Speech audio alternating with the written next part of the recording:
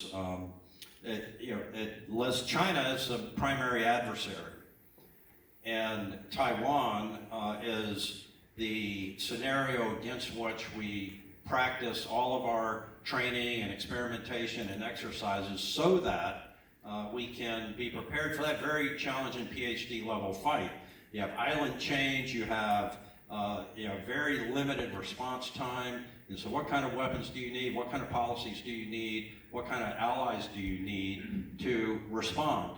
And when we take a look at what the previous administration did, it was very much fighting against China with all elements of power: diplomatic, information, military, economic. And in the military thread, you had a lot of weapons being provided to Taiwan to help buy us time so that we could get in there if we're in a tank battle on the island of Taiwan, we've lost that fight, right? So you've got to make the cost too high for China to cross that threshold. The number of times that they've flown up to that and breached the midline of the Taiwan Strait is too many to count.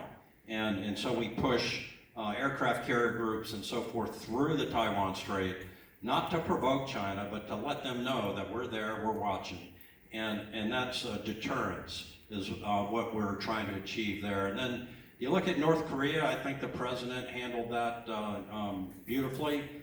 They had tested 5 or 6 nukes up until the president put his policy in place, and they haven't tested anything since then. And that was trying to get in the box a problem that could very easily have gotten out of the box and ranged the United States.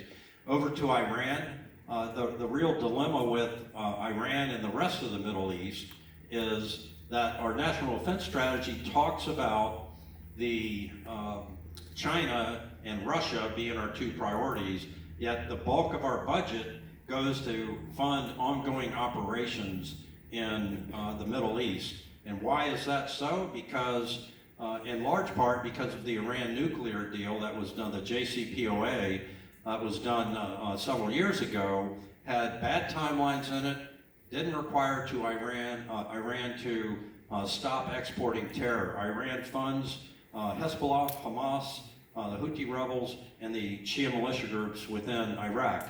They're the most destabilizing influence in the Middle East, in fact, the world, where the majority of the world gets their fuel from, their oil from. And so we have to protect the Persian Gulf and that flow of oil for the rest of the world's economy, because our economy is hinged to the other world economies. And the Iran nuclear deal was so bad for so many reasons, to pretend that the Biden administration is trying to get back to that without any resolution of any of the major issues is, to me, undermining our national security to a large degree. And the Biden national security right now, Dave, I think, is to do the opposite of Trump. And so when you look at the timeline that we had in place for negotiating with the Taliban in Afghanistan and trying to get out of Afghanistan with some type of, Indiana Jones, get the gold, put the dirt bag on there, some kind of contract force going in there, some kind of force to help with the villages and stabilizing and defending against the Taliban that we know was going to do exactly what they were going to do. The Biden administration did not do any negotiating. They just did away with the peace talks and said, we're leaving. And I agree that we should leave, but there were some gates and timelines that we needed to hit to do that, and to set the conditions to give the Afghan people a chance to have peace. So that's kind of my went over the world. Chris probably has